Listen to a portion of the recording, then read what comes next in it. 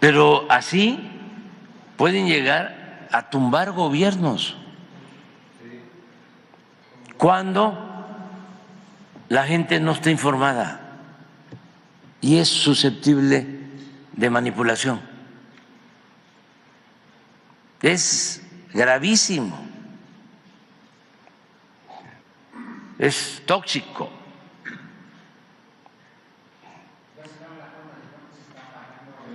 Imagínense también el dinero que se utiliza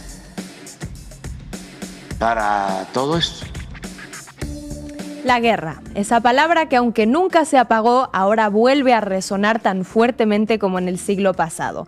Pero así como todo cambia, como bien dijo Mercedes Sosa, la guerra también. Vamos a contar hoy una breve historia. William Lynn escribe en El rostro cambiante de la guerra hacia la cuarta generación sobre las 4 etapas bélicas de la historia moderna. Empezando por la primera generación, marcada por el surgimiento de las armas de fuego, la formación de ejércitos profesionales al servicio de Estados-nación, reemplazando las milicias mercenarias. Guerra como la de independencia estadounidense, la guerra de sucesión española o las guerras napoleónicas marcan la industrialización de la guerra. Segunda generación, la maquinaria bélica empieza a rugir, se mecaniza la guerra y se engrandecen los ejércitos, pero también nacen las trincheras y con ellas la llamada guerra de desgaste. El ejemplo absoluto, la Primera Guerra Mundial. La tercera generación irrumpe con la guerra relámpago del ejército alemán durante la Segunda Guerra Mundial. Es aquí que, como querubes, nacen los tanques militares, una etapa basada en la velocidad y el elemento sorpresa de los ataques. Y, ojo,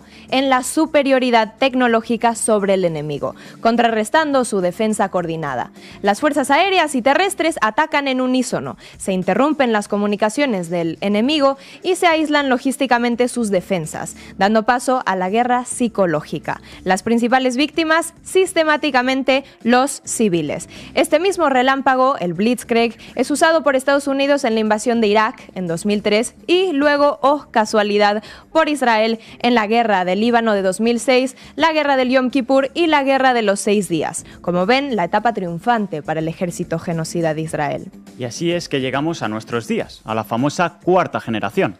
Una vez sentadas las bases de la superioridad tecnológica, entonces es que, como veneno de araña, los ataques bélicos se esparcen por todos los frentes, fuerzas irregulares ocultas que ataquen sorpresivamente. La derrota, no basada simplemente en confrontación frontal, sino en la desestabilización del enemigo, recuerden esa palabra, el objetivo, más que nunca, los civiles. Se destruye al enemigo internamente. La clave, difuminar la línea entre la guerra y la paz hasta que sean indistinguibles. He ahí la clave. Hay un nuevo mundo naciendo, ya lo había anunciado Gramsci, lo viejo no termina de morir y, ojo, brotan los monstruos. Los monstruos del pasado, pero digamos mutados. En este momento, desde la mismísima democracia hasta los golpes de Estado e incluso las utopías, ya no se pueden entender sin un elemento fundamental: la injerencia tecnológica. Desde fábricas de bots para viralizar fake news y hashtags, intervención en servicios de Internet, manipulación algorítmica, hackeo a sistemas electorales y ataques cibernéticos son algunas de las estrategias usadas por la élite económica y su ultraderecha para llevar a cabo el cambio de régimen. En otras palabras, golpes de Estado contra los gobiernos de izquierdas que amenazan sus intereses. Conforme la tecnología avanza, se enquista más en los procesos políticos. Hasta ahora, quien tiene las manos en la masa de esta tecnología es esa ultraderecha. Sus intereses, hacerse con los recursos naturales y dar la dominación ideológica del llamado sur global, deslegitimando y derrocando gobiernos soberanos. Hoy, en la base Comanche, desplegamos estas maniobras, cuáles son y cómo funcionan, y ponemos el ojo en América Latina, para contar los casos reales. 3 países y sus estrategias de golpismo cibernético. Para seguir analizando el tema, contaremos con Julián Macías, de Pandemia Digital, con Ekaitz Cancela, filósofo y escritor, y también con Ben Norton, periodista y editor de Geopolitical Economy Report. Empezamos. La base Comanche.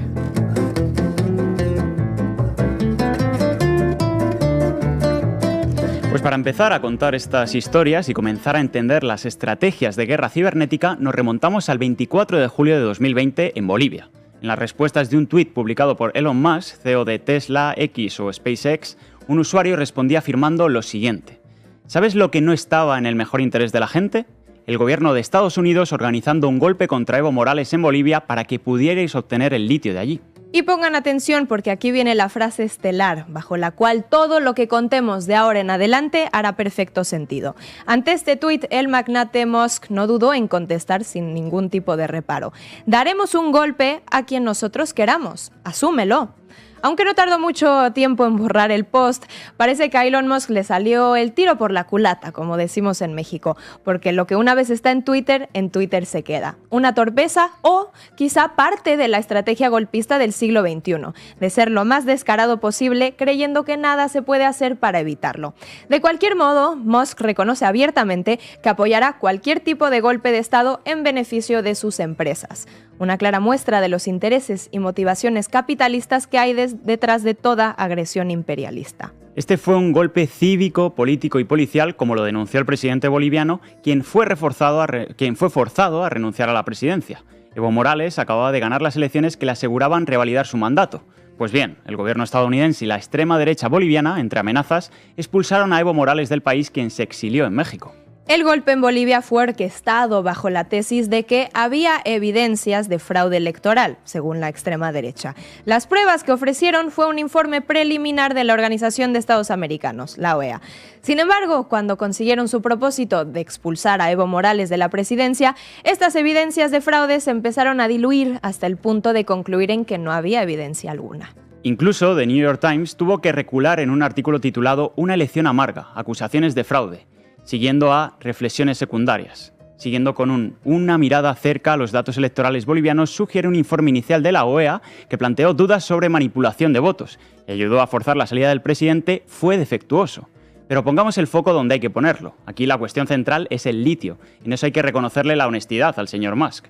Tiremos de un hilo bastante fácil de tirar, pero que parece que a muchos todavía les cuesta. Vamos a ver, una de las empresas del señor Elon Musk es Tesla, la empresa de automóviles eléctricos alabada por sus dotes ecologistas y por vencer a los malvados coches de gasolina. Bueno, pues ¿quién lo iba a imaginar? Resulta que sus coches eléctricos no funcionan a base de abrazos y cariños, sino que necesitan un elemento, el litio. Uno de los países con las reservas de litio más grandes del mundo, Bolivia. En los meses previos al golpe contra Evo Morales, Musk y su empresa revelaron que querían construir una fábrica de Tesla en Brasil que sería abastecida con litio de, ¿lo adivinaron?, Bolivia. Además, cabe destacar que el golpe se produjo una semana después de que Morales cancelara un acuerdo con una empresa alemana para el desarrollo de los depósitos de litio. Elon Musk está actuando como un neoconquistador del litio en América Latina. Y aquí viene la parte cibernética. Este golpe de Estado en Bolivia fue facilitado por una red de páginas y perfiles falsos de Instagram y de Facebook que difundieron campañas de desinformación apoyando el golpe, en una operación también dirigida contra los gobiernos de México y de Venezuela. Según informó nuestro compañero Julián Macías en su investigación y que luego tendremos en Mesa de Análisis, esta red fue financiada con 3,6 millones de euros por parte de la empresa estadounidense CLS Strategies. ¿Una simple compañía de emprendedores valerosos? No exactamente. Esta empresa está vinculada al Atlantic Council, al Atlas Network, la OEA, la USAID o la NED. Todos organismos públicos estadounidenses, así como think tanks de ultraderecha, y todos cuya principal herramienta son los golpes de Estado. ¿Qué pruebas tenemos de la intervención cibernética e informática de los Estados Unidos en Bolivia a través de CLS Strategies? Pues ahí van. En primer lugar, un grupo de Facebook con 272.000 miembros, con una imagen de Yanine Áñez en el perfil, la golpista convertida en dictadora de Bolivia, en la que todos los administradores eran páginas de Facebook dirigidas desde Estados Unidos. Entre ellas la página Manda tu acta, en la que se difundían informaciones falsas, apuntando desde meses antes de las elecciones de que se iba a producir fraude electoral. Y casualmente, quien estaba detrás de esta iniciativa en Facebook era Nancy Nalar, secretaria del periodista Carlos Valverde, quien fue acusado de tener relaciones con instituciones estadounidenses para apoyar el derrocamiento de Evo Morales.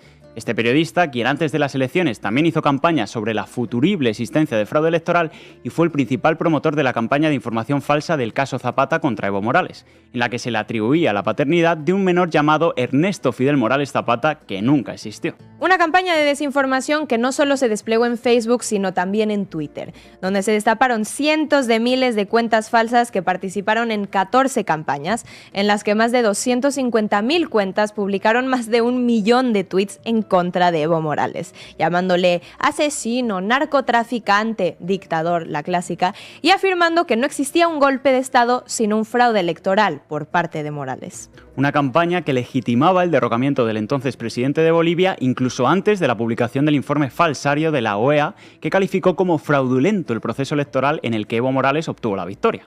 Aunque lo más sorprendente que revela la investigación de Julián Macías es que durante el mes de noviembre, un año antes de las elecciones, se crearon más de 100.000 cuentas falsas nuevas que apoyaron el golpe de Estado, haciendo crecer el número de seguidores de algunos participantes en el derrocamiento de Evo Morales, como Carlos Valverde, Pumari, Camacho, Yañín Áñez, etc. Desde estas cuentas se difundieron más de 1,5 millones de mensajes con 14 hashtags diferentes, el más altisonante siendo el de Evo narcotraficante, que ya les sonará de algo cuando pasemos a los casos mexicanos. Dale, Rocío. Porque ya empezaron a arreciar los ataques. Ya quieren de nuevo la guerra sucia. ¿Se acuerdan lo que hicieron en el 2006? De que yo era un peligro para México y darle en la radio y la televisión. Ya.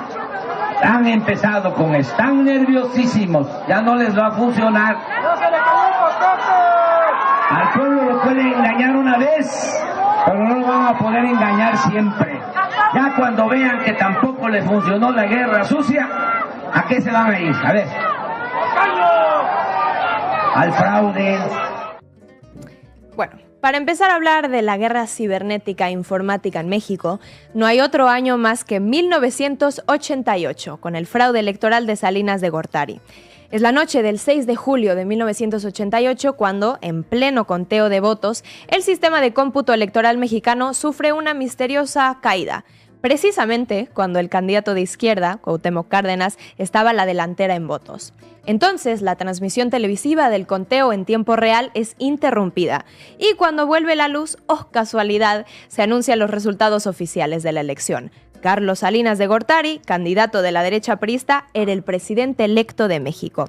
Los medios, tal y como en las vísperas de la masacre de Tlatelolco de 1968, cuando se dice que el conductor estelar Jacobo Zabludovsky, en vez de reportar la masacre estatal contra estudiantes, empezó la transmisión de su telediario con «Hoy fue un día soleado». Pues resulta que el día del fraude de 1988 también fue un día soleado. Vamos a ver la prensa. El Universal. México dio el triunfo a Salinas de Gortari. ¿Fraude? Nah, México le otorga el triunfo. Un fraude político, cibernético, mediático, tal y como los de ahora. El Elon Musk de la época, José Ángel Gurría, el director general del Banco de Comercio Exterior, quien desde antes de las elecciones ya le había dicho a los inversores japoneses que el proyecto económico estaba a salvo hasta por lo menos 2018, asegurando fraudes continuos por más de 30 años más. Eso parece. Pero antes de llegar al día de hoy, esta cronología de eventos tiene más tela.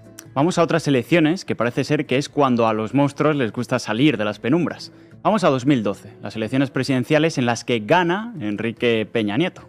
Para las campañas políticas todos saben que se contratan asesores de imagen, de discurso, etc.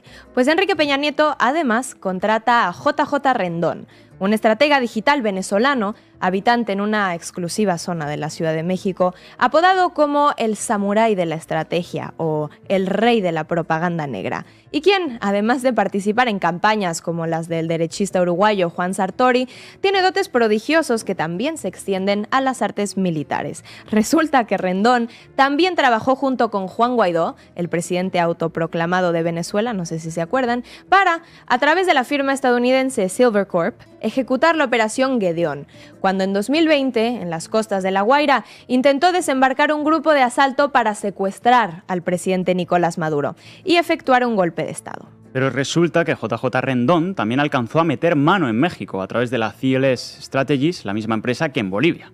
En México, esta ayudó a la campaña de Peña Nieto con la creación de 20.000 cuentas falsas para difamar y difundir propaganda contra López Obrador, su contrincante.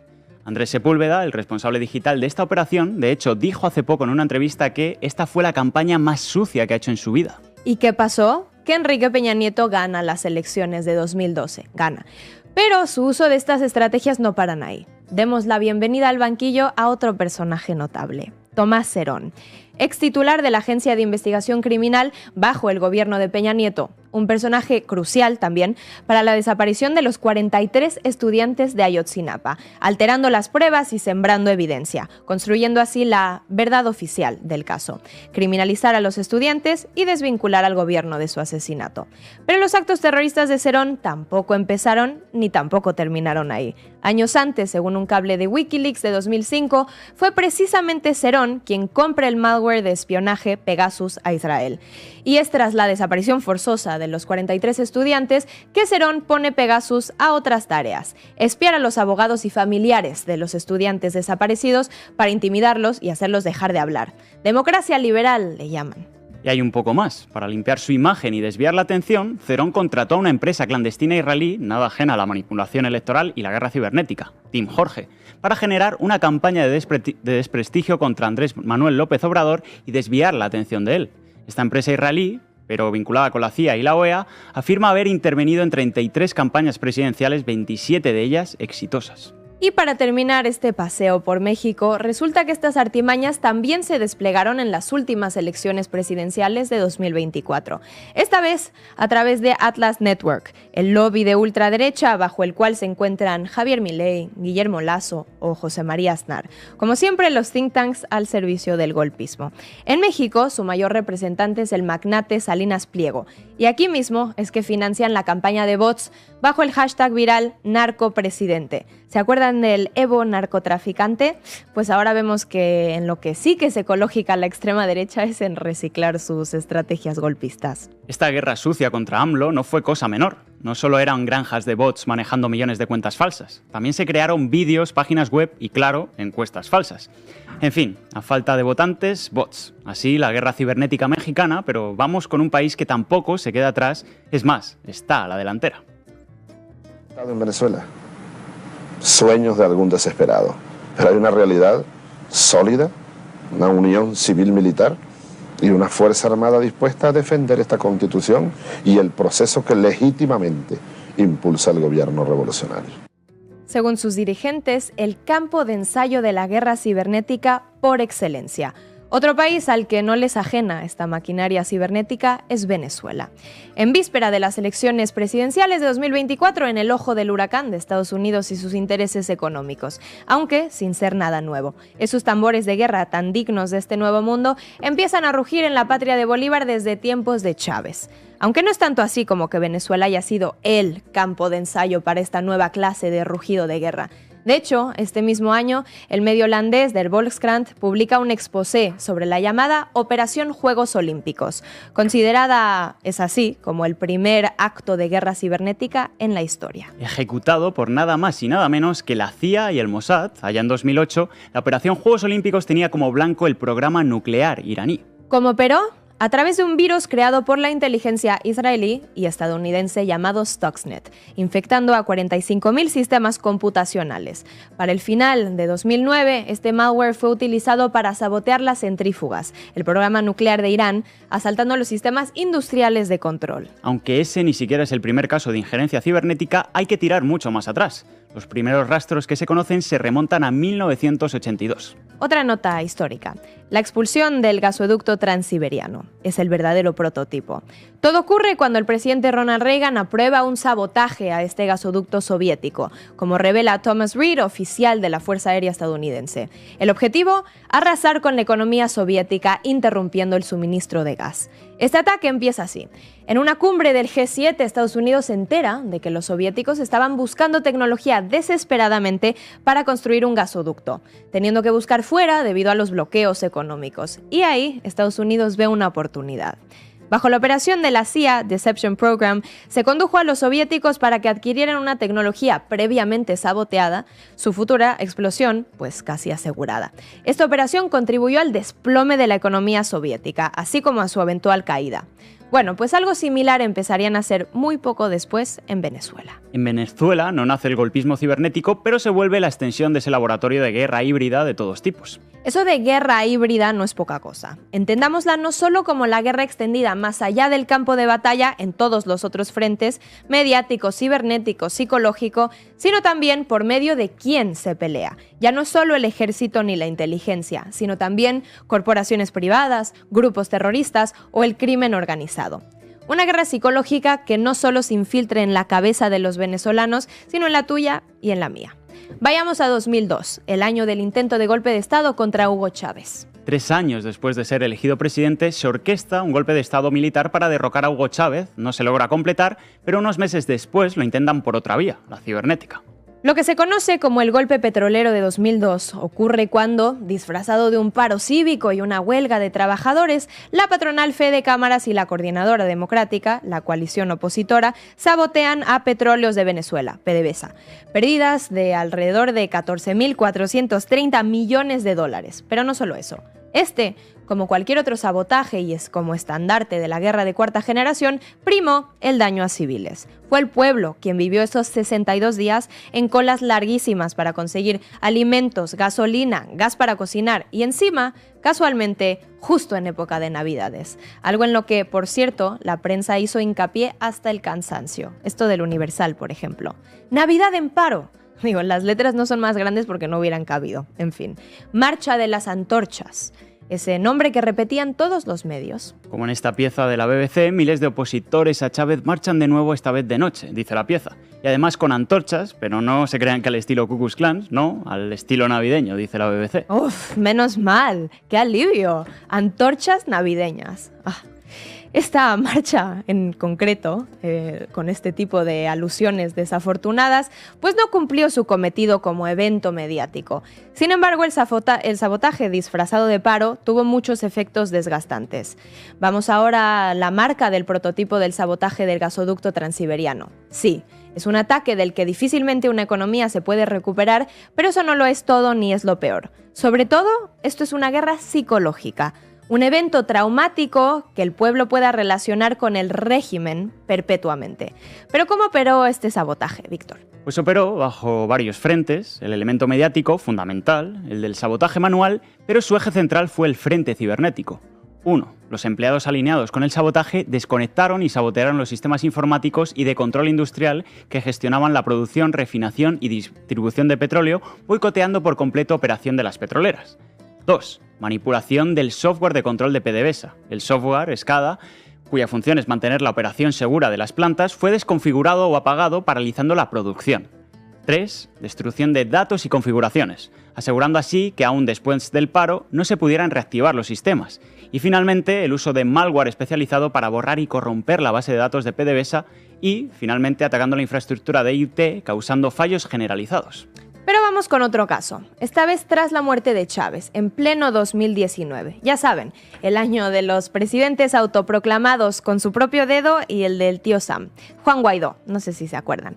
Bueno, pues este mismo año, al igual que en 2002, todas las tácticas de guerra híbrida fueron desplegadas. A la par de este golpe de Estado fallido, también se ejerció, exactamente, guerra cibernética. Una serie de apagones extendidos por todo el país durante meses, el más largo de la historia durante 5 o 7 días seguidos en varios estados. Un país a oscuras, algo que si suena como una metáfora psicológica es porque así justamente estuvo planeado. Un país sumido en la penumbra, ese se debía volver el relato. Vamos a verlo en la prensa, por ejemplo.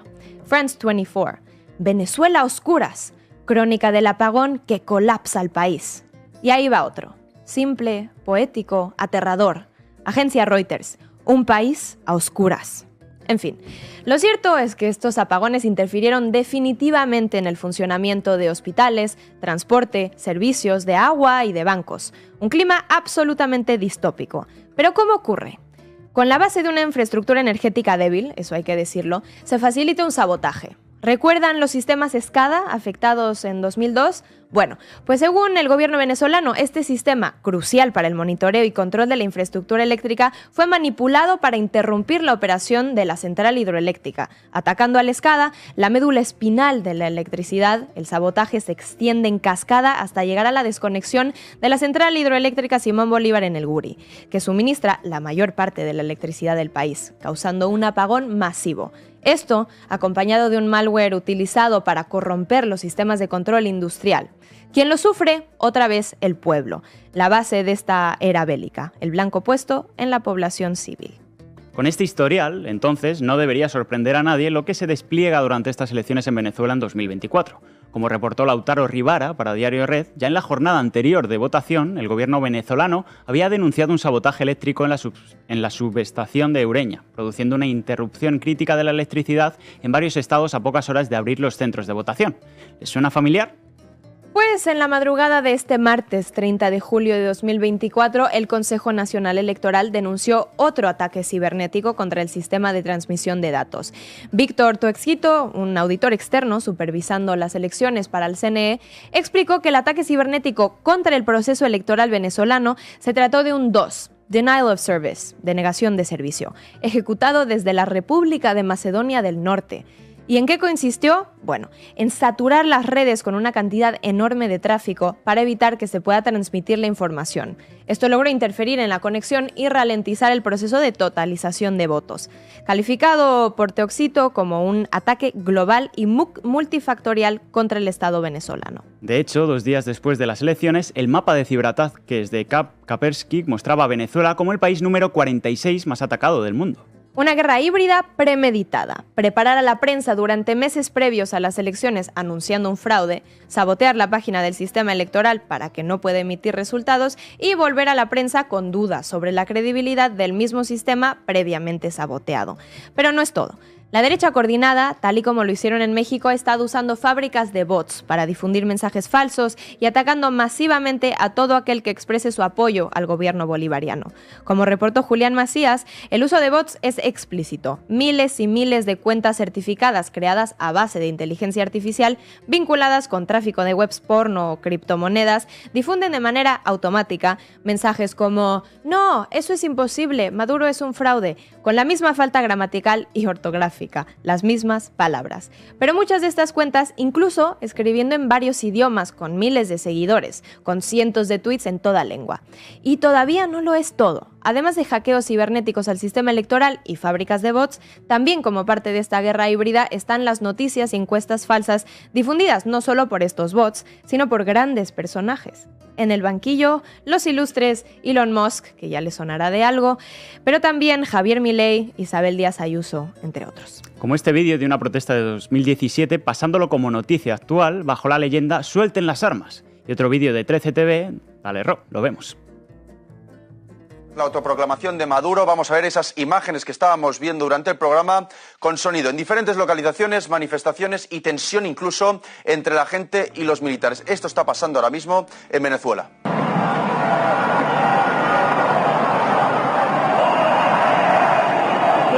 Antonio, era necesario... Dime. ¿Dónde es? ¿En Caracas? Sí, se está produciendo en Caracas. Esto está pasando ahora mismo en Venezuela, dicen, excepto que ese video otra vez es de 2017. En España, en México, en muchos lados nos suena familiar esto. Se llama Mediafare. Y para los que digan que eso de la ultraderecha global y su maquinaria es una mentira, es una conspiración, otro de los difusores de noticias falsas en torno a Venezuela, en este caso, ha sido Agustín Antonetti. Tal vez no lo conozcan, pero trabaja para la Fundación Libertad de Atlas Network, ese think tank que ya hemos mencionado muchas veces, de ultraderecha, que bueno, el cual, a base de bots, mentiras y mucho dinero, como dice Julián Macías, ha intervenido en decenas de elecciones democráticas en la región. Otro eje de esta nueva generación de guerra, recuerden, híbrida no solo en cuanto a frentes, sino en cuanto a actores de guerra. Es la entrada de Atlas Network. Este empleado, Antonetti del lobby, es quien empieza a difundir una imagen de un policía bolivariano supuestamente apuntando en la cabeza a una mujer bajo la leyenda «Una madre junto a su hijo piden piedad». Como respuesta, el policía de la dictadura les apunta en la cabeza. Ahora vemos que esta imagen era un corte de un vídeo en donde el policía no apunta a nadie en la cabeza. En fin, bulos como estos son difundidos por nadie menos que Elon Musk, ese que decía «haremos golpes de estado a quien queramos», ese mismo. Bulos que se extienden también a encuestas falsas, acaparando los medios en vísperas de la elección y utilizadas ahora como prueba de fraude, como es el caso de la encuesta más difundida, la de Edison Research, no solo falsa, sino creada por una empresa vinculada a la CIA y difundida por el mismo Elon Musk e incluso por medios serios como The Washington Post, Wall Street Journal o Reuters. Bueno, serios.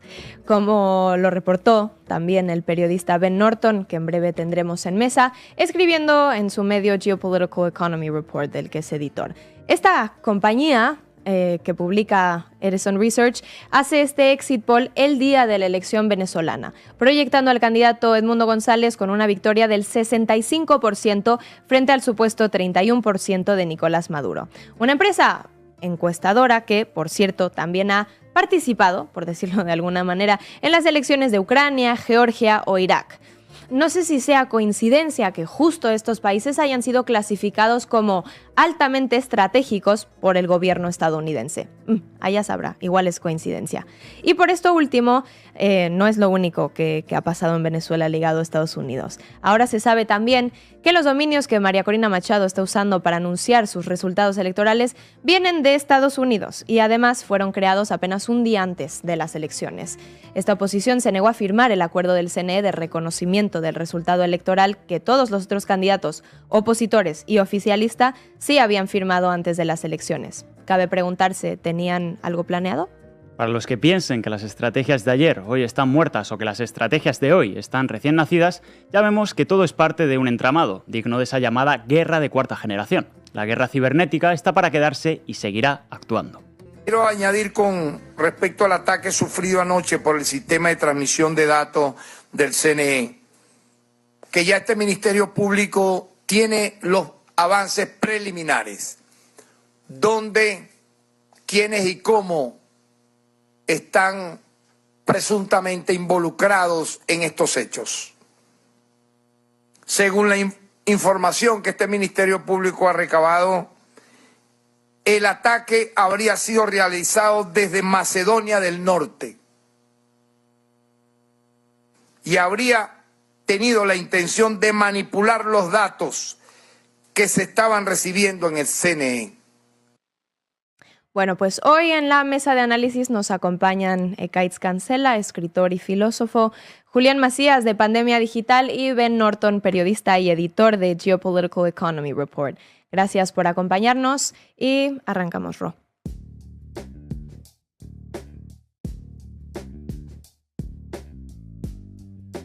Bueno, pues esta pregunta va para los tres, para empezar un poco a desgranar estos temas. Y la pregunta oficial, para empezar, sería ¿cómo definirían estas nuevas estrategias de el llamado soft power, que no, como muchos dicen, que reemplaza al otro tipo de poder frontal, sino más bien que lo complementa en un tipo de guerra más sofisticada, por decirlo de algún modo? ¿Cómo definirían esta nueva era de guerra y cómo creen que estas herramientas, sobre todo cibernéticas e informáticas, puedan seguir funcionando, sobre todo en estas vísperas y ante el momento en el que nos encontramos? Ekaitz. Bueno, lo has definido bien, ¿no? O sea, poder blando porque es poder cultural y poder ideológico. Y se despliega de dos formas. La primera, sin olvidar que estas plataformas son propiedad de Silicon Valley y sus dueños son gente como Elon Musk, como bien decíais.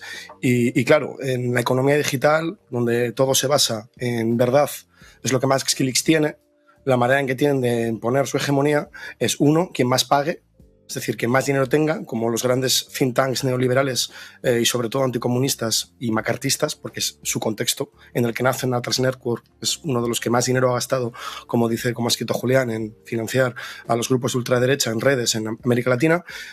Y de otro lado, la propia configuración, el propio diseño de las redes sociales es el poder blando, porque cuando poder es lo que más clics tiene, casi siempre lo que más clics tiene es lo que es mentira, lo que genera mensajes de odio, lo que lleva aparejado argumentos violentos contra las mujeres, contra los migrantes, contra los de abajo, contra las clases proletarias. Entonces, estas plataformas difunden y expanden estos mensajes de odio. Entonces, está claro que los únicos que capitalizan el diseño de estas redes son los movimientos reaccionarios de ultraderecha y argumentos que requieren debate, que requieren matices, que requieren no todo es blanco y negro, sino que tienen que complejizar y argumentar de una manera más profunda, que requieren investigación, que requieren alterar los marcos reaccionarios en los que llevamos insertos desde el auge de la hegemonía neoliberal en los 70, esos no tienen éxito en redes y también explica por qué la izquierda, sin soberanía mediática, no tiene nada que hacer en esta guerra cibergolpista digital. Y bueno, desde tu perspectiva también, Julián, ¿cómo ves esto? ¿Cómo se está desplegando y cómo lo definirías? Bueno, sumándome a todos los comentarios de Ekaitz, que me sumo totalmente palabra por palabra, pues evidentemente hay un hilo histórico, ¿no?, de espacio, ¿no?, de unas élites económicas que evidentemente tienen ciertos intereses. Precisamente creo que a nadie se le escapa que Venezuela tiene las reservas más grandes de petróleo, por lo tanto sería casi la joya de la corona más preciada, y que el propio país ha sufrido golpes de Estado o operación de este tipo. Bueno, la verdad es que tiene un abanico completo de estas acciones para intentar tomar el poder, y precisamente hay una cuestión. Se ha hablado de Atlas Network, pero es que precisamente precisamente cuando yo empecé a hacer análisis de este tipo, que fue con el golpe de Estado en Bolivia, es llamativo cómo es verdad que aparecían todos estos políticos o think tanks del entorno de Atlas Network. De hecho, Ortiz era el candidato que sacó un 4% de votos. En el mismo partido estaba Yanine Áñez y Arturo Murillo, que terminaron siendo la presidenta del golpe de facto y el ministro de gobierno. Este Arturo Murillo era el firmante de la carta de Vox y es el que le dio entrada a tanto a Vox como a Oki Diario para difundir noticias falsas. Bueno, es llamativo porque uno de los elementos que se comprobó es que había una empresa norteamericana llamada Celes Strategies que estaba detrás de la creación de cientos de miles de cuentas falsas que reportamos ya en el 2019. Para que te hagas una idea, en Bolivia no existían ni siquiera 100.000 cuentas, se crearon más de 100.000 cuentas que tuvo, por lo menos, no sé si efectividad, pero sí un plan, una estrategia de difusión de odio con hashtag como Evo dictador, Evo asesino, Evo narcotraficante. Y es curioso porque meses después de denunciar esto, Facebook hizo un reporte donde anunciaba que esta empresa, Celes Strategies, no solamente había creado cientos de miles de cuentas falsas en Twitter, como habíamos denunciado, sino que precisamente denunció la creación de cientos de perfiles falsos y millones de dólares gastados en publicidad para atacar a los gobiernos de Bolivia, México y Venezuela. Precisamente hemos venido de unas elecciones en México donde ha habido seguramente la mayor campaña sucia desde el punto de vista cuantitativo, con 4 meses donde todos los días era TT1 y TT2, narcopresidente, narcocandidata y, bueno, todo tipo de vídeos. Luego no han tenido mucha efectividad, pero es curioso porque precisamente creo que no queda ninguna duda que Venezuela, no ya la participación de Elon Musk, que evidentemente está difundiendo todo tipo de bulos y que quita la sospecha de que las plataformas no solamente no son neutrales o miran para otro lado con la difusión de bulos, sino que las potencian. Y estamos viendo cómo cada vez supuestos medios de comunicación como Alerta 24 News o UHN Plus son los medios más impactantes, que más impacto tienen, que difunden bulos y que cuando tú abres la aplicación, aunque tú no sigas esa cuenta, lo ves. Y eso claramente es algo intencional, ¿no? Entonces, parece cada vez más claro que el campo de batalla, que cada vez tiene más importancia, que son las redes sociales, tienen un papel fundamental que a día de hoy sigue siendo totalmente impune. Fíjate si es impune que ese informe de Facebook le da más valor que el que pudiéramos hacer desde Pandemia Digital unos meses atrás. No solamente fue impune, las personas que estaban detrás de Celes Strategy eran Mark Feinstein, demócrata que había estado en la USAID y en la OEA, y Juan Cortiñas, que a los dos lo quitaron de la página web y pocos meses después Biden lo nombró como Principal Advisor de la USAID para temas de América Latina. Bueno, él unos días atrás de las elecciones escribió para el Centro Wilson cómo detener un golpe de Estado, refiriéndose al golpe de Estado a Nicolás Maduro, y ya decía cómo tenía que hacerse las cosas para obligar al régimen o la dictadura de Maduro a reconocer los resultados, ¿no? Incluso se sabe que por parte de la USAID se han financiado empresas que han dado encuestas que ya le daban una victoria de 25 o 30 puntos. Por lo tanto, hay como varios elementos ahí que no solamente son estas organizaciones de ultraderecha o ultraneoliberales, ¿no?, que financian no solamente a políticos, a espacios, digamos, a medios de comunicación, bots en redes sociales, que siempre están detrás de cuáles son las narrativas para llegar a los sentidos comunes de las personas. Ellos siempre han trabajado mucho en la neurolingüística y ahora lo están usando con la inteligencia artificial. De hecho, Peter Thiel, el asesor de este espacio, el propio Elon Musk, fueron los que pusieron el dinero para OpenAI, que es la propietaria de ChatGPT, para ver cuáles son las narrativas ganadoras, ¿no? Incluso en 2019 Elon Musk se salió de OpenAI diciendo que era un auténtico peligro cómo OpenAI era capaz de crear noticias falsas totalmente creíbles, ¿no? Bueno, este es el método científico que ellos usan y que solamente desde la fiscalización por parte de la sociedad de que ya es un escándalo que lo que predomine en la conversación de Venezuela sean fake news, no solamente en Twitter, en TikTok la noticia, es decir, el vídeo con más visitas, con 29 millones de visitas, es un bulo diciendo que un acto de Maduro que cruzaban el río Maracaibo realmente eran venezolanos que no se les dejaba la entrada de Colombia, no hace frontera ese lago con Colombia, pero que eran para hacer el cambio, ¿no? Bueno, esto se difundió también por miles de cuentas en Twitter y en todas las plataformas y realmente creo que hay cada vez más elementos para decir que tenemos un grave problema, que la mentira y el odio son quien predominan, ¿no? Las redes sociales, que cada vez es un campo de batalla más importante y que todavía lo tenemos como asignatura pendiente. No hay ningún tipo de legislación, hay una impunidad total, incluso en México, donde se les pillaron con todo el Istalache, bueno, pues quedaron totalmente impunes. Incluso el centro electoral dijo que no podía observar que lo que estaba por ahí, por más que fuera tendencia número 1, llamar narcocandidata a Claudia y narcopresidente a AMLO de manera totalmente impune con cientos de miles de postas. Así que esto parece que hasta que no se le ponga freno va a estar presente en cada proceso electoral que veamos. Y bueno, vamos contigo, Ben, también desde una perspectiva geopolítica, ¿cómo ves este cambio de siglo y cambio de generación bélica y cómo está influyendo en todos estos procesos, tomando en cuenta los casos que vimos, pero también los que se pueden estar desplegando en este momento? Bueno, es importante entender cómo las estrategias del colonialismo y el neocolonialismo han cambiado a través de... por ejemplo, durante la Primera Guerra Fría, en particular en los años 60, 70, básicamente Estados Unidos patrocinó golpes de Estado militares abiertos. Podemos ver los ejemplos muy famosos en Chile, de Augusto Pinochet, en Argentina, y había, básicamente, Estados Unidos pretendía controlar toda la región a través de dictaduras militares de extrema derecha.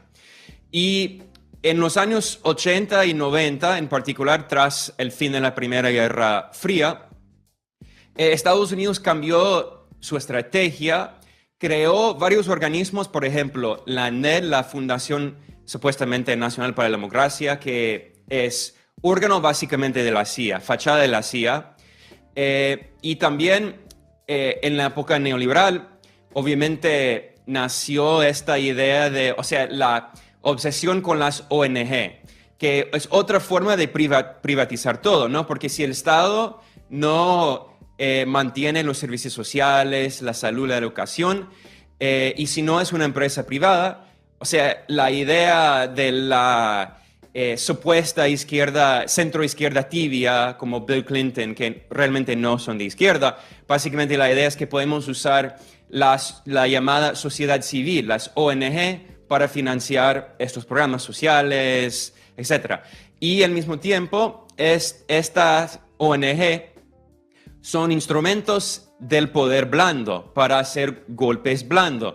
Y tenemos la época de las llamadas revoluciones de colores y Gene Sharp, que fue un hombre que trabajó muy de cerca con los servicios de inteligencia de Estados Unidos. La NED creó su propio organismo de poder blando de Estados Unidos que se llama el Albert Einstein Instituto de Albert Einstein. Bueno, entonces en esa época de las revoluciones de colores también entró nuevas tecnologías.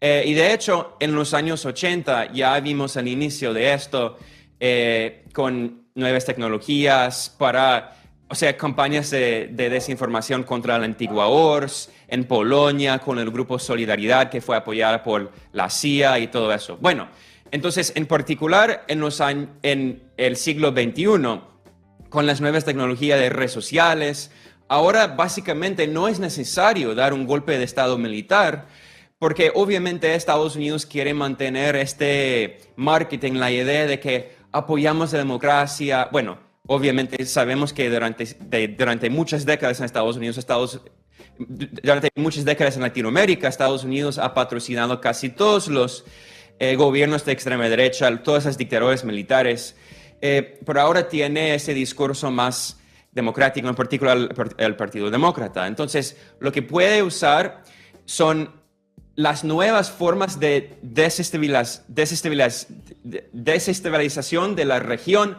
en particular a través de la guerra cibernética, la guerra psicológica, la famosa lawfare, la guerra judicial.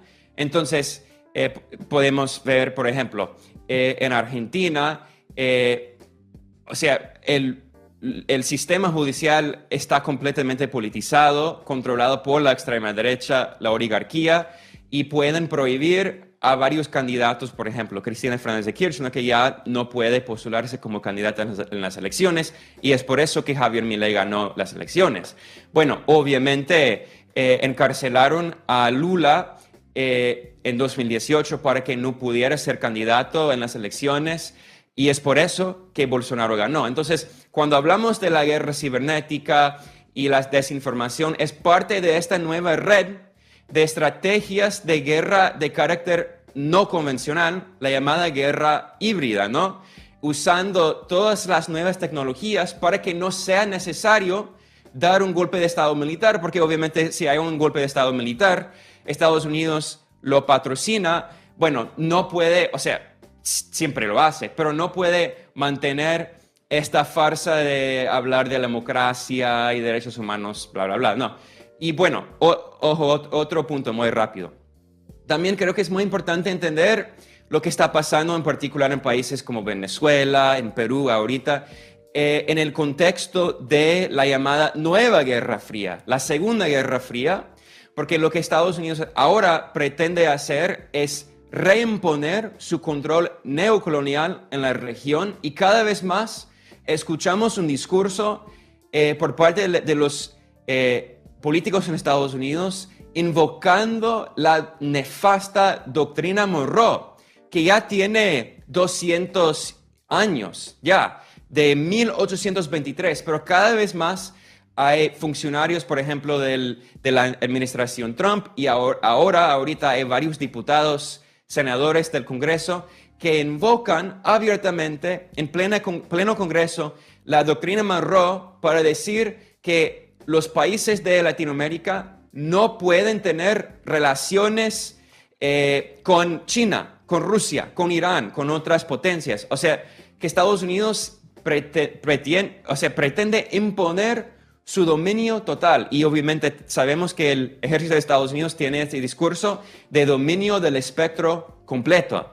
Y eso incluye a Latinoamérica. Entonces, todo eso es parte, o sea, de esta campaña de mantener el dominio, la hegemonía de Estados Unidos en todo el mundo, y en particular en Latinoamérica, que supuestamente, según el discurso neocolonial de Estados Unidos, es el patio trasero de Estados Unidos. Obviamente no lo es, pero es su discurso. Para traernos todo lo que hemos contado a lo largo del programa a un ejemplo de actualidad, como es el caso de Venezuela, quería preguntaros qué paralelismos veis en este caso actual, y cómo está operando esa maquinaria en redes sociales para tratar de imponer el relato de fraude electoral, incluso antes de tener evidencias del mismo. Ekaitz. Esto no estudia, pero sí que hay algo que tenemos que tener en cuenta, y creo que afirmarlo es dar un paso para las posiciones de la izquierda. Es la Guerra Fría. Muchas veces se cree que la ganó Estados Unidos, que aquello fue una victoria por demolición y que ello no ha generado ningún problema, y es falso. O sea, buena parte de los sucesos que estamos viendo en esta Segunda Guerra Fría se debe a que buena parte de las cuestiones dinámicas políticas y económicas que se crearon entonces no se han resolvido correctamente. Ocurre algo muy importante, principalmente en los años 70 y en los años 80, en los años 60 y en los años 70 en América Latina, en un momento donde países como Chile, Uruguay están tratando de utilizar el rol del Estado para decantar la batalla del lado de uno de los lados, es decir, que no es el estadounidense, que es una propuesta comunista, que es una propuesta, en el caso de Allende, más socialista, y donde en aquel instante se da un giro militar en América Latina para asegurar las posiciones de Estados Unidos. Los datos son claros aquí. Desde Guatemala en 1954, tanto las dictaduras de Paraguay en el 54 como la de Brasil en el 64 llevan a cabo en el 70 un giro militar dentro del Estado. El golpe dentro del golpe de Brasil en el 68, el golpe de Estado al golpe de 1968 en el Perú en 1975, Bolivia en 1971, Chile y Uruguay en el 73, Argentina en 1976. Todos estos golpes, buena parte de ellos, incluido Guatemala en el 54, que está basado con fake news de una radio que se inventan que va a haber un golpe de Estado para que se retire el presidente guatemalteco y puedan entrar los opositores directamente. En el caso de Allende, financiado por la ITT, que era la gran empresa tecnológica de la época, que la quería nacionalizar y la intentó nacionalizar y financió, aparte de que saboteó y espió a Allende. Buena parte de estos golpes han tenido siempre una matriz tecnológica, pero no deberíamos olvidar que en ese aspecto lo que se dio fue un giro de una vocación más democrática y de intervención de los países hacia una militarización de estos. Entonces, lo que estamos viendo ahora y la Operación Cóndor, que se inicia en noviembre del 75, va un poco por ahí. Ahí es donde Estados Unidos puso toda su infraestructura tecnológica para ayudar a las policías y a los partidos fascistas de todos estos países a que espiaran y controlaran, tenían incluso acceso a perfiles instantáneos que venían con máquinas de fax sobre los opositores, sobre los activistas comunistas para perseguirlos, matarlos o secuestrarlos, ¿no? Entonces, eso que hace Estados Unidos en aquella época vuelve al presente porque Estados Unidos ya no puede existir, ya no puede sobrevivir su hegemonía sin un poder más duro, que es el que se refuerza a través de la economía y a través de lo militar, que está basado en la militarización de la economía en general. Lo que estamos viendo ahora es un nuevo régimen que yo le llamo neoliberalismo de guerra o economía de guerra, donde buena parte de la innovación, que además se desarrolló en aquel contexto de Guerra Fría, que es donde Silicon Valley nace, que es donde buena parte de las tecnologías del GPS, de inteligencia artificial, de redes neuronales que se utilizan en los procesos democráticos, y en las elecciones se empieza a desarrollar entonces. Solo que ahora, 40 años después, 50 años después, cuando tenemos a 5 gigantes que controlan toda la infraestructura tecnológica de buena parte de los países, salvo China, India y algunos lugares de Asia, lo que están haciendo es canalizar especialmente, además, esto se impulsa aún más en el 11S, con todo el discurso de la seguridad nacional. Lo que estamos viendo es que toda la economía actualmente está girando en torno a que las mismas compañías que son las encargadas de distribuir todas estas fake news y todas estas propagandas, además, sean las que ayudan a los países como Ucrania, a Israel, a cometer su genocidio en Gaza. Es decir, buena parte de la militarización que está ocurriendo en Europa, en España se ve muy bien con el caso de Indra, que se ha creado una nueva empresa tecnológica de defensa, no de energía para socializar la distribución de este recurso, sino de defensa, es decir, para militarizar las economías del globo. Tenemos que verlo en ese contexto, ¿no? En cómo las tecnologías digitales, apoyando una estrategia de militarización, nos dejan en el presente momento histórico a Silicon Valley convertido casi en el soft power y en el hard power del imperio yanqui y del imperio estadounidense en su batalla contra China, que es la nueva Unión Soviética. Por eso hablo de las contradicciones de lo que había antes, se encuentra en la actualidad. Y seguro que de lo de Venezuela sabe más Julián. Julián. Si hablamos de similitudes con otros casos, a ver, creo que más allá de que yo haría una separación de realmente qué pasa, quién ha ganado las elecciones, si ha habido fraude, si ha ganado Maduro, creo que hay que esperar y respetar los tiempos del reglamento electoral, ver cuándo estén las actas y que haya una veeduría internacional como hay en el resto de países. Pero lo que es cierto y lo que es obvio es que ha habido un ataque organizado previo. Uno de estos puntos se parece mucho al golpe de Estado de Bolivia. Recordar que la narrativa de lo que pasó en Bolivia básicamente es que durante el conteo rápido, durante la fase de datos electrónicos, no de las actas físicas, hubo un parón precisamente por un hackeo, igual como han hecho en Venezuela, que con ese parón se hace una justificación de hay un fraude electoral. Esto ya estaba escrito días antes, igual en el caso de Venezuela ya estaba escrito días antes, es decir, que estaba claramente planificado. Y luego hemos visto cómo ha habido una difusión de bulos impresionante, de miles y miles de cuentas falsas. Ahí ponía algunos ejemplos de cuentas que tradicionalmente operan como de manera automatizada. No sé si la gente se da cuenta, los usuarios de Twitter, como cada vez es más frecuente encontrarse, hay varios elementos. Una, medios de comunicación como UHN Plus, Alerta 24 News y todo eso que difunde masivamente, digamos que están teniendo la hegemonía informativa y que tanto en el tema de Venezuela como, por ejemplo, la polémica ayer en los Juegos Olímpicos de Venezuela, difunden noticias falsas y son los que tienen más visitas y evidentemente ese campo de batalla está como bastante inclinado, pero sigo con el hilo. En Bolivia, digamos que claramente hubo un golpe de Estado donde luego se comprobó los datos electorales que realmente ganó el MAS, ganó Evo Morales, pero una de las cosas que hicieron fueron atacar centros o sedes del Centro Nacional Electoral, algo que también ha ocurrido en Bolivia o en Venezuela estos días y digamos que la máquina está como muy engrasada. Les digo que esto es un facto, esto es un hecho que ha sido así. Ya digo que lo quiero separar de realmente el debate internacional que hay sobre los resultados, que creo que hay que darle tiempo para que se puedan confirmar los datos. Creo que también ha habido fallos por parte del CNE a la hora de dar los datos, creo que lo dio incorrectamente y todo eso, pero bueno, tampoco quiero abrir ese melón. Lo que sí es cierto, y ahondando a lo que comentaba Ben Norton, es que nosotros hacemos en muchos análisis aparece, es decir, quién está detrás de estos ataques. Obviamente no hay que olvidar que María Corina Machado, que es curioso, que no es la candidata, pero que claramente es la protagonista de esta película, ella formó un partido en 2012 que es 20, que está incrustado, debe ser de los pocos partidos que sea, al igual que Milei es un producto puro de Atlas Network, digamos que María Corina Machado es un producto, o 20, su partido en 2012, está dentro de la red Relial, que es como la red latinoamericana de Atlas Network, y ella ha estado en cientos de eventos, ha recibido premios de Atlas Network, ha estado en eventos con Vox, numerosos eventos con Vox, con Bolsonaro, con Milei, es decir, que esto es indudable y estamos viendo que los candidatos de esta red internacional antidemocrática siempre hacen este tipo de campaña, es decir, que podemos comparar cada una de las elecciones y podemos encontrar elementos con las mismas características y donde cada vez el tema digital es más importante. Y me refería a lo de Ben Norton porque si bien Atlas Network es una red privada financiada por grandes fortunas como la familia Koch, la familia Mercer, que son los sociocapitalistas de Cambridge Analytica, cuyo no solamente fue la campaña de Trump o la campaña del Brexit, la primera gran victoria fue la campaña anti-K en 2015 y aquí hay un nexo de unión para la gente que le interese ir como más a la profundidad de quién está detrás de este tipo de campaña.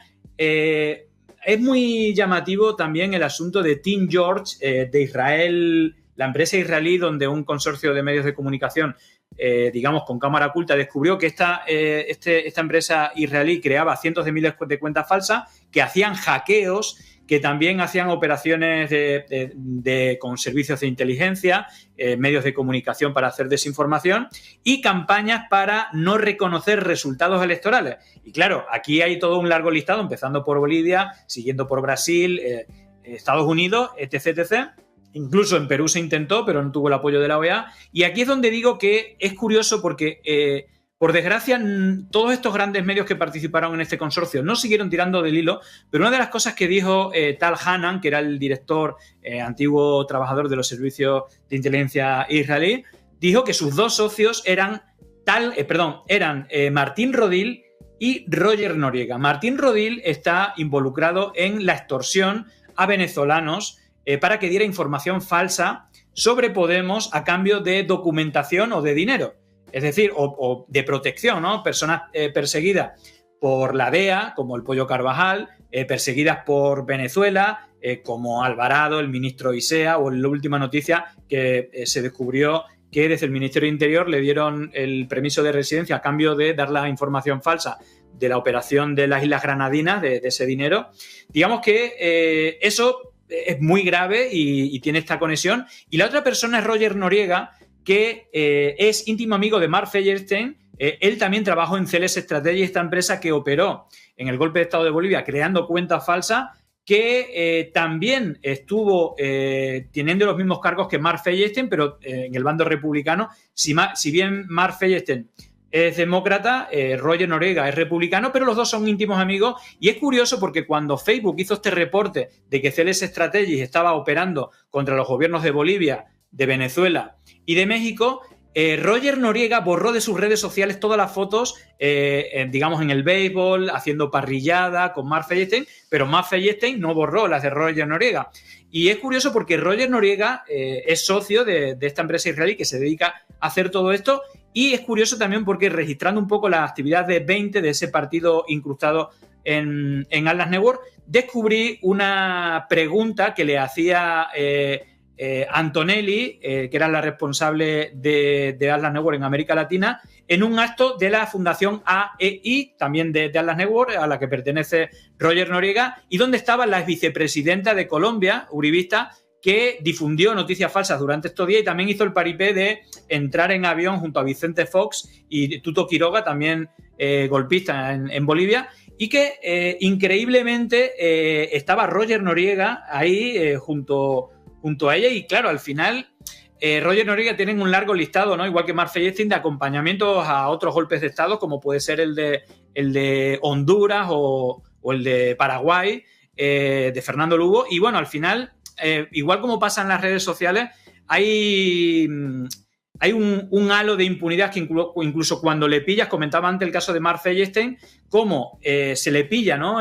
Haciendo cuentas falsas para operar y apoyar un golpe de Estado, y poco después, desde el Partido Demócrata, se le nombra como responsable principal para América Latina para la USAID, que precisamente comentaba Ben Norton que la NET se operó, realmente se creó en 1983 después del escándalo de la financiación de las contras en Nicaragua, con dinero de la venta de armas a Irán y del narcotráfico, y a partir de ahí, digamos, hubo algunas labores locales que hacía la CIA, que se hace a través de la NET, y en la actualidad la NET financia proyectos como todos los fact-checkers que son socios, son partners de Facebook, por ejemplo, lo financia la NET, ¿no? O un montón de ONGs en Bolivia, en Ecuador, que han operado en las campañas sucias, o en el golpe de Estado de Bolivia. Todo esto lo he reportado. Ben Norton también ha publicado, por ejemplo, el caso de Pachacutis, ¿no?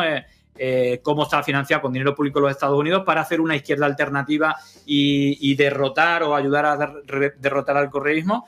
Y creo que realmente, por eso digo, es un ataque multifactorial. Si bien están los propios partidos o la idiosincrasia de cada partido, de cada país, pero lo que está claro es que hay toda una red internacional. En el caso de María Corina Machado es obvio, es evidente quiénes son sus socios, y que cada vez no solamente hay, y esto creo que es lo más grave, no solamente hay factores de desestabilización con dinero privado, organizaciones privadas como puede ser Atlas Network, sino que también tienen un componente de dinero público, y estos dos personajes que representan el bipartidismo en Estados Unidos han estado operando tanto desde el espacio público como responsables de la OEA o de la USAID, de la cual depende la NET, y la financiación de agentes locales que también intervienen en desestabilización de gobierno, como también, digamos, todo un anclaje también en empresas privadas. Es decir, que esta gente ha estado trabajando para estas empresas privadas, para empresas públicas, y esa colaboración público-privada se ve también de manera muy clara, y sobre todo con el tema de las redes sociales, que creo que es como un nuevo elemento cada vez más evidente. De hecho, vuelvo a repetir, el elemento que se demuestre que hay cientos de miles de cuentas falsas difundiendo desinformación, y que no pasa absolutamente nada, cuando claramente es un factor determinante en las campañas electorales o en la vida propia, donde no solamente trabajan en procesos electorales, sino en esa llamada batalla cultural de crear nuevos sentidos comunes, como odiar a los pobres. Es decir, que ahora hay que escupir a la cara a los que antes nos daban pena porque eran desahuciados, ahora son inquiocupas, ¿no? Y ahora tenemos que aplaudir a los que los echan, ¿no? Y dándole la vuelta a la tortilla,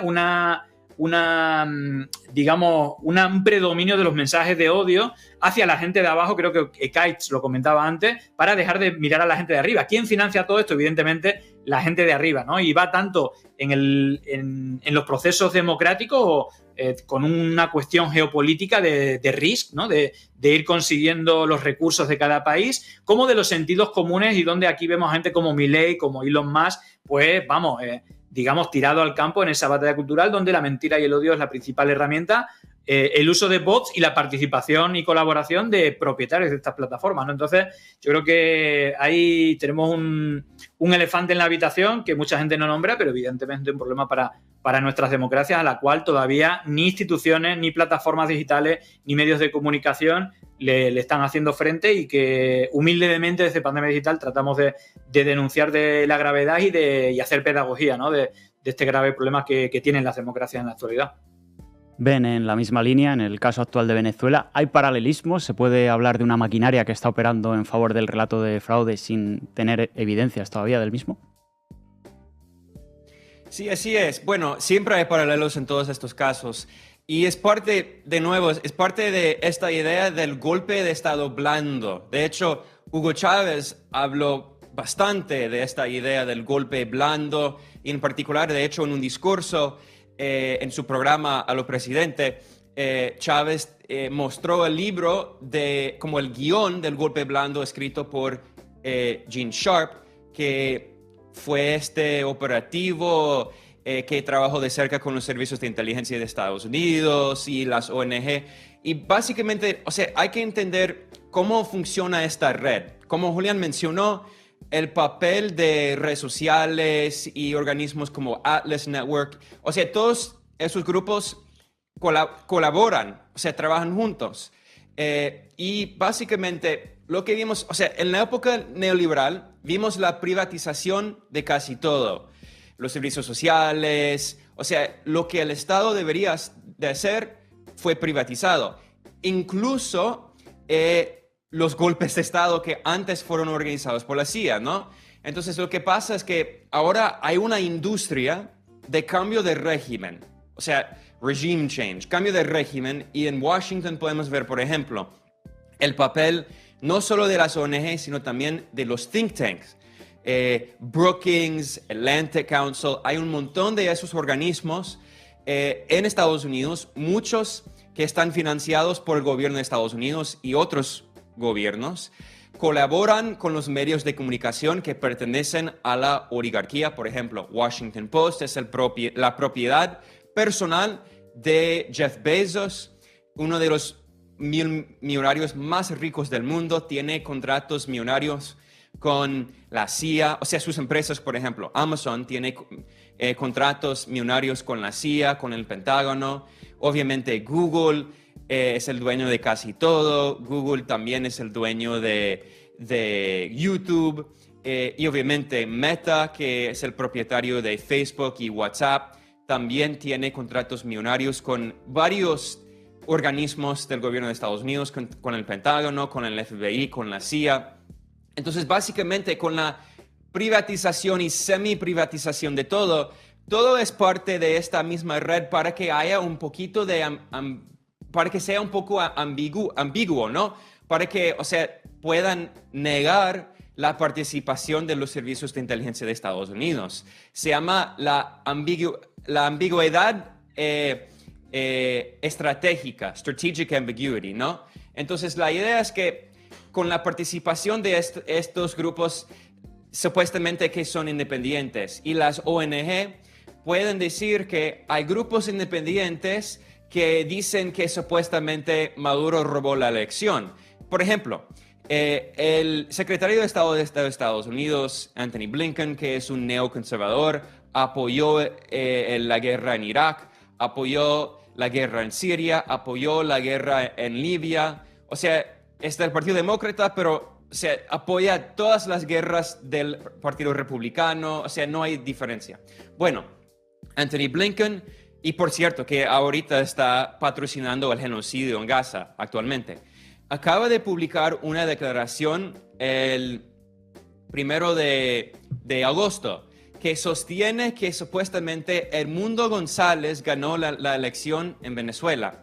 ¿Cuáles son sus supuestas pruebas? Uno, cita al Centro Carter, que por cierto está financiado por el gobierno de Estados Unidos, está financiado por la Unión Europea, por hasta las monarquías del Golfo Pérsico. Por ejemplo, Arabia Saudita financia el Centro Carter, los Emiratos Árabes Unidos, Qatar. O sea, es increíble porque habla de democracia con el dinero sucio de las monarquías del Golfo Pérsico. Bueno, entonces, por cierto, el propio Departamento de Estado de Anthony Blinken financia el Centro Carter. Bueno, entonces, Anthony Blinken cita a un grupo que su departamento financia.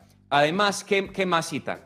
Cita encuestas a boca de urna que fueron realizadas por esta empresa Edison Research, que también fue, o sea, no solo financiada, sino tiene contratos millonarios con los organismos de propaganda del gobierno de Estados Unidos que fueron fundados por la CIA, como Voz de América, como Radio Libertad, Radio Europa Libre. O sea, ¿cuál era, por cierto, durante la Primera Guerra Fría, cuál era el nombre, el antiguo nombre de Radio Europa Libre?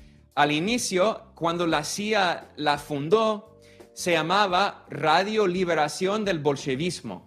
O sea, es increíble. O sea, obviamente han mejorado sus estrategias de marketing, de propaganda. Antes era muy flagrante, ¿no? Bueno, entonces el punto es que crean su propia red. O sea, el gobierno de Estados Unidos, los servicios de inteligencia, crean su propia red de ONG, de supuestos grupos de la sociedad civil, de partidos de la oposición política, de medios de comunicación y think tanks, y construyen toda la narrativa y después usan esa narrativa para justificar el golpe blando. Podemos ver exactamente lo mismo en los medios de comunicación. ¿Qué pasa? Los think tanks que están financiadas por el gobierno de Estados Unidos, los think tanks, ellos publican informes que dicen que supuestamente en Bolivia hubo fraude, etc. Y después los medios de comunicación dicen que hubo fraude según este think tank, que supuestamente sostienen que es independiente, pero realmente no lo es. Y bueno, tengo que admitir que esto no es nuevo exactamente. ¿Cuál fue la primera operación de la CIA? La CIA fue fundada en 1947. Después, en 1948, en su primera operación, básicamente robó las elecciones en Italia, porque en esa época, en los años 40, el Partido Comunista era muy popular, tenía mucho apoyo popular por su papel muy importante en la lucha contra el fascismo. Y entonces por eso, y en particular con los sindicatos, o sea, en esa época la clase trabajadora estaba bien organizada. ¿Y qué pasó? En la primera operación de la CIA, gastó millones de dólares en esa época, o sea, con la inflación sería quizás cientos de millones de dólares hoy en día, para financiar a los medios de comunicación, para financiar a la Iglesia Católica, para financiar hasta la mafia, para apoyar a la derecha y para difundir propaganda, desinformación contra la izquierda, contra el Partido Comunista, contra el Partido Socialista, y les robó las elecciones exitosamente. Y bueno, yo mencioné la mafia. Básicamente hay que enfatizar que son tácticas de la mafia. Julián mencionó a este operativo en la industria de cambio de régimen, Mark Fierstein, que sale del gobierno cuando hay un gobierno republicano, ¿y qué hace? Trabaja con empresas que son parte de la industria de cambio de régimen, como CLS Strategies, y bueno, también cabildean. Por ejemplo, CLS Strategies firmó un contrato para hacer el cabildeo para el régimen golpista de Bolivia. Tenemos los documentos del gobierno de Estados Unidos. Bueno, y cuando el gobierno demócrata volvió, él entró la USAID, que es fachada de la CIA, para mantener todo esto. Y bueno, el punto es que Mark Fierstein, él publicó en Twitter el 29 de julio, él mencionó, o sea, hizo un paralelo al caso de Panamá y mencionó 1989, cuando Estados Unidos invadió Panamá, derrocó al gobierno, mató a cientos de civiles. ¿Y qué dijo Mark Fierstein? Dijo, Maduro puede ser la próxima víctima. O sea, es obvio lo que, o sea, la implicación es que pueden invadir a Venezuela si Maduro no deja el poder. Entonces ahora lo que estamos viendo es esa farsa del Juan Guaidó número 2. La diferencia es que durante el gobierno de extrema derecha de Trump y los republicanos, sabían que Guaidó nunca participó en una elección presidencial, nunca ganó ni un voto para ser el llamado presidente interino, y lo reconocieron porque no les importaba este discurso de democracia, porque son de la extrema derecha, no les importa. Ahora con el gobierno demócrata tiene que construir esta narrativa de las elecciones fueron robadas, hubo fraude, y ahora vamos a reconocer a Edmundo González como el supuesto presidente porque supuestamente él ganó las elecciones, aunque ya dijeron antes de que hubiera elecciones, ya dijeron hace una semana, antes de que realizaran las elecciones, que no iban a reconocer a Maduro, que supuestamente iba a haber fraude. Sabían, podían ver el futuro, sabían que iba a haber fraude. Ahora tienen esta red que construyeron ellos mismos para decir que supuestamente Edmundo González ganó la elección, y ahora en su declaración el 1 de agosto, Anthony Blinken dijo que Estados Unidos reconoce a Edmundo González como el presidente legítimo de Venezuela, citando como pruebas organismos financiados por el propio gobierno de Estados Unidos. Bueno, como última pregunta, y les voy a tener que pedir que seamos breves, pero ahí va una pregunta que le va a gustar sobre todo a Ekaitz. Ahora mismo vemos que estas tecnologías y estas herramientas de guerra cibernética e informática están al mando de la ultraderecha y de los intereses de élite, pero ¿podríamos o deberíamos desde la izquierda empezar a usar algún tipo de estrategia cibernética e informática para tanto defendernos de estos ataques como forjarlos como una política desde la izquierda? Y también, pues, ¿cómo se vería esto? Ekaitz. Pues sí, la pregunta me gusta. De hecho, creo que es la pregunta clave. Lo primero, empezar a reconocer a estas empresas como brazos del genocidio, brazos de la guerra, y empezar a responsabilizarlas como tal. Lo segundo, sacarlas, ¿no? Y el escándalo último de Microsoft lo pone de manifiesto, que tiene el control sobre buena parte de las infraestructuras del Estado. Entonces tenemos que empezar a sacar esas infraestructuras de la vida pública y de la vida democrática.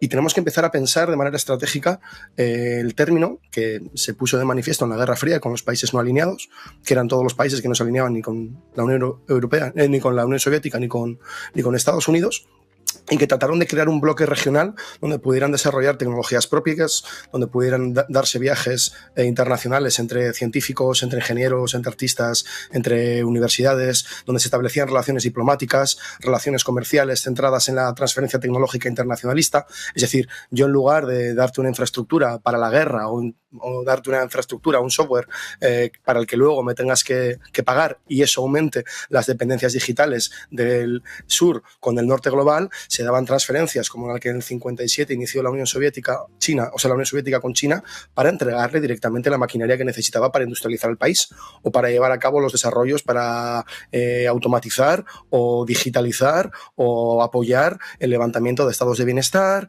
de apoyo de tecnologías que apoyaran a los trabajadores. Entonces tenemos que empezar a pensar en bloques regionales, especialmente en los países progresistas, que puedan desarrollar, Brasil, Chile, aunque bueno, con el mood en el que está Boric, quién sabe, México, Colombia, empezar a desarrollar infraestructuras propias que nos puedan servir para organizar nuestra vida y nuestros recursos fuera de las tecnologías estadounidenses, porque de lo contrario vamos a ir hacia un mundo que se quema, que está en llamas, y un mundo lleno de autoritarismos, un mundo marcado por la guerra, y buena parte de los países del sur van a perecer en ese contexto. Entonces, desarrollar infraestructuras propias, empezar a hacer políticas, no en un solo país, sino en todos los países, para cobrar a estas empresas por los datos, para denunciarlas por su rol en las guerras y en los genocidios, y sobre todo, algo que antes también lo decía Julián, politizar la tecnología, que no es un espacio en disputa.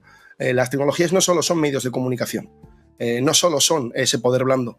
La tecnología es un medio no de comunicación, sino de producción de ideología contrahegemónica, de producción de una hegemonía cultural distinta, pero sobre todo una infraestructura económica que puede cambiar radicalmente la manera en que organizamos nuestras sociedades, no para guiarlas hacia el mercado de consumo ni hacia los objetivos de la CIA, de la OTAN, de las grandes empresas estadounidenses, sino para guiarlas hacia la libertad, hacia el bienestar y hacia desarrollos democráticos de la buena vida, ¿no? Como dice la Constitución de Ecuador.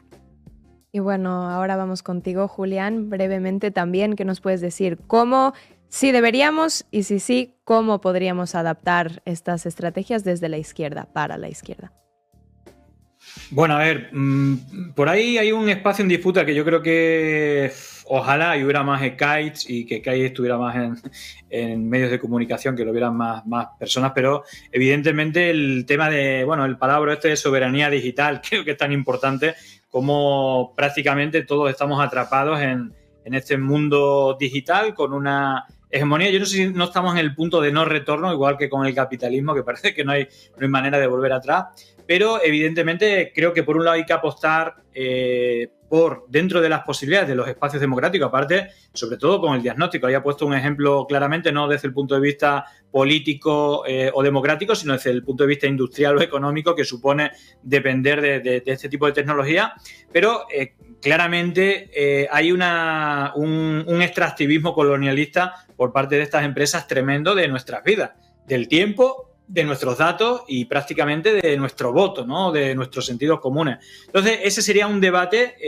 Evidentemente, todas las plataformas, la mayoría de estas plataformas digitales, bueno, pues creo que son bastante nocivas, no son nada neutrales y forma parte de este capitalismo destructor y creo que hay que intentar tejer desde el punto de vista nacional los estados y sobre todo desde un punto de vista multiestado, de buscar plataformas a medio largo plazo que puedan sustituir al precipicio de las conductas de estas plataformas.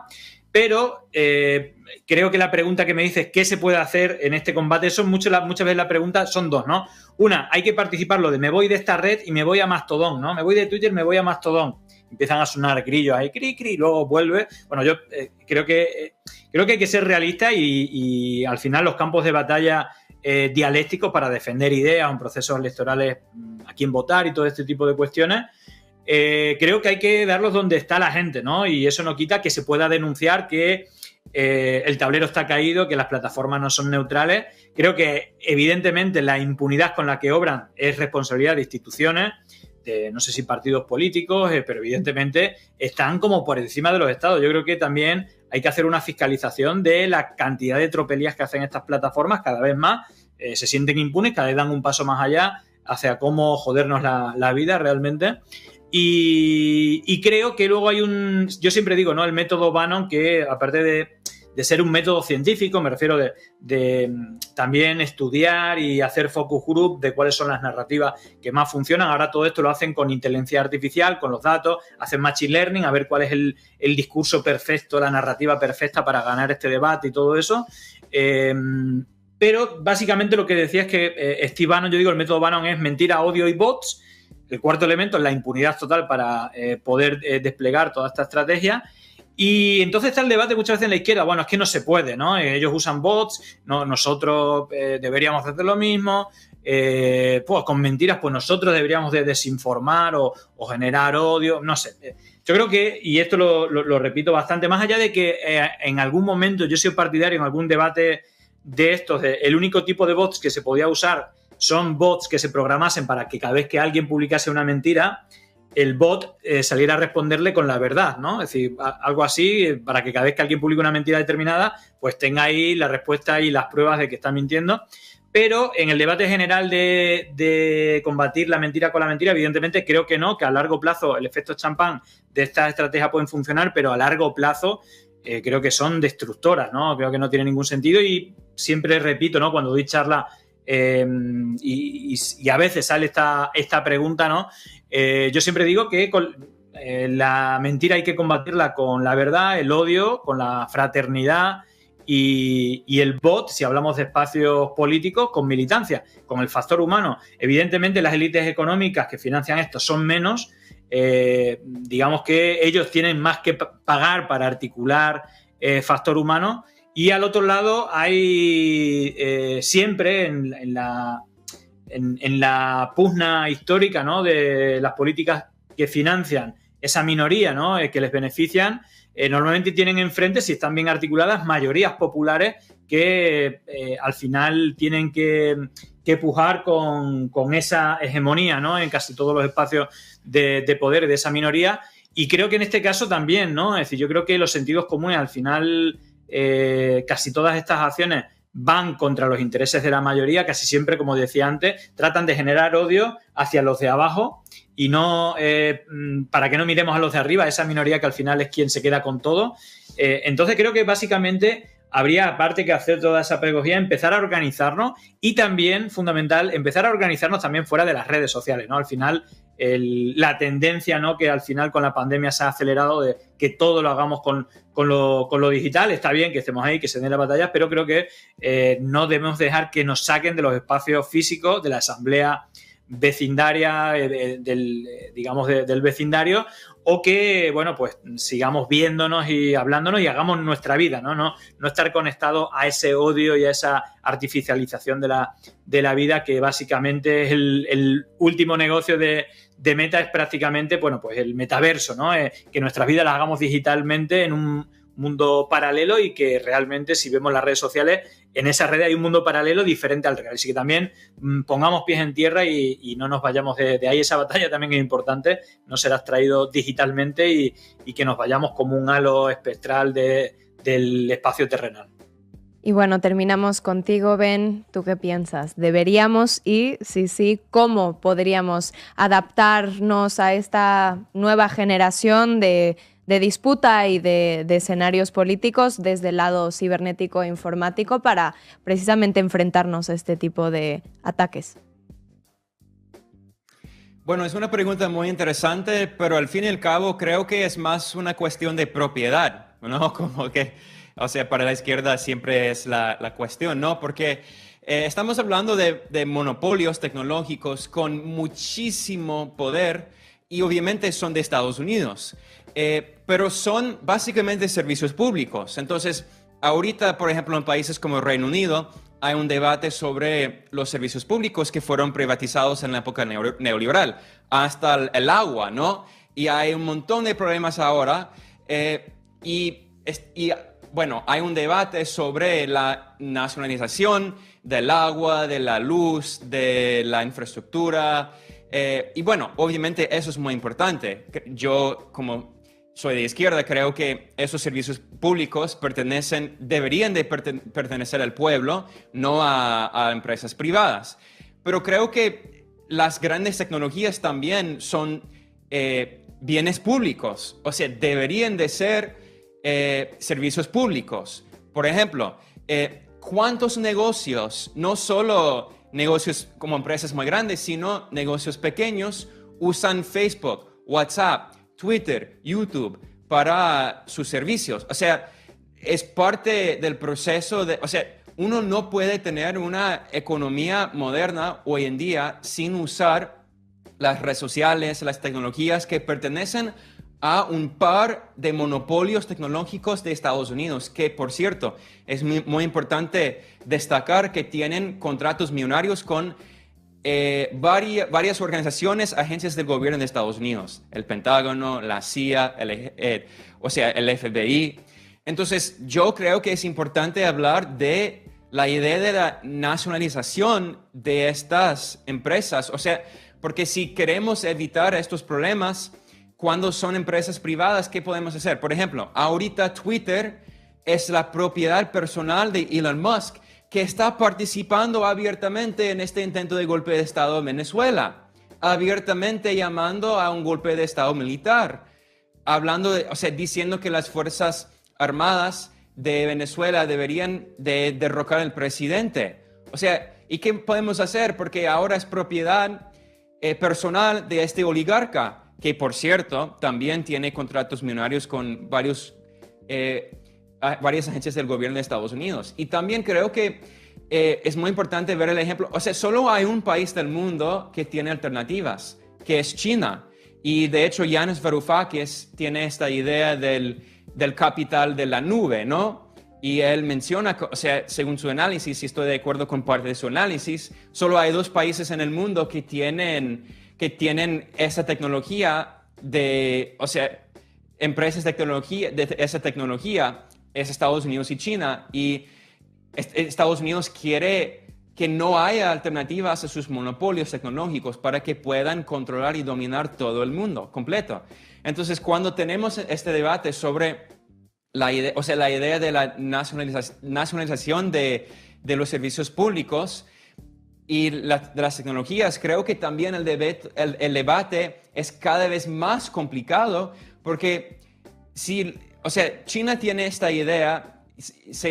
En China se llama la soberanía tecnológica o la soberanía cibernética, la tecnología digital. Es el único país del mundo, básicamente, bueno, después de Estados Unidos, que realmente tiene la soberanía digital, que no está colonizada por los monopolios tecnológicos de Estados Unidos. Básicamente todos los demás países del mundo están colonizados digitalmente por Estados Unidos. Entonces, al mismo tiempo, obviamente soy socialista, estoy a favor de la nacionalización de estos monopolios de tecnología, pero al mismo tiempo, si Estados Unidos nacionalizara a estos monopolios, no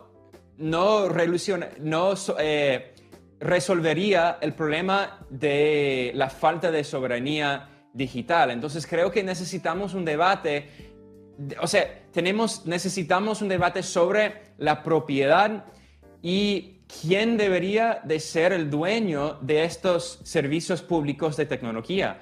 Puede ser la ONU, y quizás cada país tiene una sucursal de Facebook, de YouTube, no sé. Es una cuestión muy complicada, pero últimamente es una cuestión del sistema económico, de la propiedad. No solo de la propiedad de estas empresas, sino el colonialismo. Tenemos que preguntar, ¿por qué Estados Unidos tiene el derecho de colonizar digitalmente a básicamente todo el mundo? Llegamos ya al final del programa. A Ikaitz, Julián y Ben, gracias por estar con nosotros hoy en La Base Comanche y por vuestros análisis. Y ahora os dejamos con un tema, la OEA es cosa de risa, que no lo decimos nosotros, lo dice Carlos Puebla en su canción. Hasta la próxima semana.